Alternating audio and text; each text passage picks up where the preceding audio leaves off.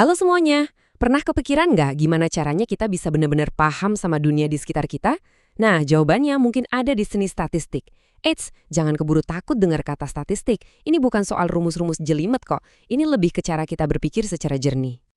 Oke, kita mulai dari pertanyaan yang kelihatannya simple banget ya. Coba tebak deh, ada berapa sih pohon di planet kita ini? Kedengarannya gampang kan?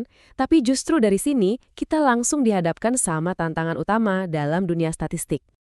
Gimana mau ngitung kalau kita aja belum sepakat apa yang dihitung, ya kan? Jadi, langkah pertamanya apa? Ya, kita harus definisikan dulu, apa sih itu pohon? Mungkin Anda mikir, ya pohon aja, kan kelihatan. Tapi, apa definisi Anda sama persis dengan definisi orang lain?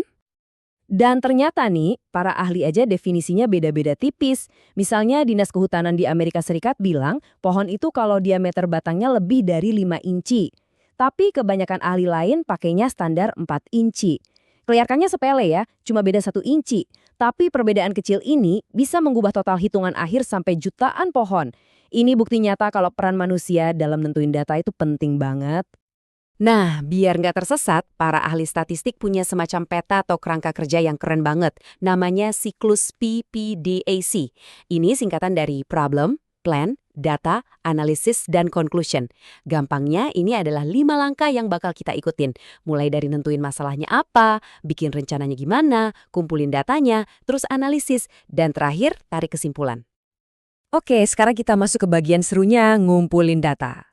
Pertanyaannya, gimana caranya kita bisa dapat gambaran akurat tentang sesuatu yang super besar tanpa harus ngukur semuanya satu-satu? Mustahil kan? Ada analogi keren banget dari George Gallup. Katanya gini, kalau Anda masak sup sepanci besar, Anda nggak perlu makan semuanya buat tahu rasanya udah pas atau belum. Kuncinya satu, supnya harus diaduk rata dulu. Nah, ini pas banget buat ngejelasin konsep random sampling atau sampel acak. Sup itu ibarat populasi totalnya, dan 1 sendok sup yang kita cicipi itu adalah sampelnya. Dan kuncinya apa? Yaitu tadi, harus diaduk rata, biar sampel kita benar-benar mewakili keseluruhan rasa supnya. Tapi, gimana jadinya kalau supnya nggak diaduk rata? Nah, ini dia contoh nyata yang dampaknya fatal. Loteria wajib militer waktu Perang Vietnam. Ini adalah contoh klasik di mana proses pengambilan sampel acak gagal total. Jadi, masalahnya di mana? Gini ceritanya. Kapsul-kapsul yang isinya tanggal lahir itu dimasukin ke kotak berdasarkan urutan bulan. Jadi Januari dulu, Februari, dan seterusnya sampai Desember paling akhir. Nah, masalahnya, kapsul-kapsul ini nggak dikocok atau diaduk dengan benar. Akibatnya, kapsul bulan Desember yang dimasukin terakhir numpuk di bagian atas. Pas petugas ngambil, ya yang keambil kebanyakan yang di atas. Hasilnya, gila banget. 26 dari 31 tanggal di bulan Desember kepanggil, sementara bulan Januari cuma 14. Ini bukan acak lagi namanya. Ini kesalahan sistem yang fatal, dan taruhannya nyawa. Oke, data udah kekumpul. Sekarang waktunya analisis, cari pola-pola menarik. Tapi disinilah kita harus hati-hati banget, karena ada satu jebakan yang paling sering bikin orang salah kaprah dalam statistik, yaitu bedain antara korelasi dan kausalitas. Coba deh, perhatiin ini. Data statistik nunjukkan ada hubungan yang erat banget antara dua hal yang kelihatannya nggak nyambung. Hal pertama adalah jumlah keju mozzarella yang dikonsumsi orang. Dan hal kedua adalah jumlah orang yang lulus dengan gelar doktor teknik sipil. Aneh kan? Datanya nunjukin makin banyak orang makan keju mozzarella, makin banyak juga yang jadi dokter teknik sipil. Loh, emangnya makan keju bikin pinter ngitung struktur bangunan? Ya tentu aja enggak. Inilah yang namanya korelasi palsu. Jadi penjelasannya apa dong? Jawabannya ada di satu konsep penting yang namanya confounder atau faktor perancu.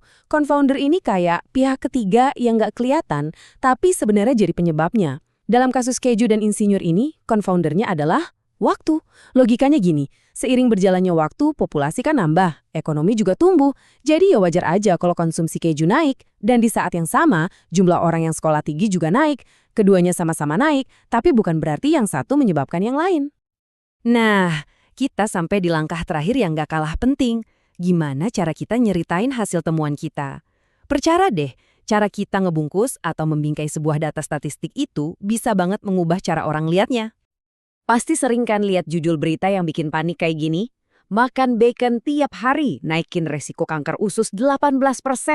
Wah, 18% itu kedengarannya gede banget ya, bikin langsung was-was. Angka ini namanya resiko relatif, dan media suka banget pakai ini karena ya lebih dramatis dan ngeklik.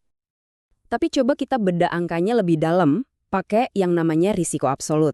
Gini, dari 100 orang yang nggak makan bacon tiap hari, kira-kira ada 6 orang yang kena kanker usus. Nah, kalau dari 100 orang yang makan bacon tiap hari, angkanya naik jadi 7 orang. Peningkatan dari 6 ke 7 itu emang benar sekitar 18%. Tapi pas di sajian kayak gini, konteksnya jadi jauh lebih jelas kan?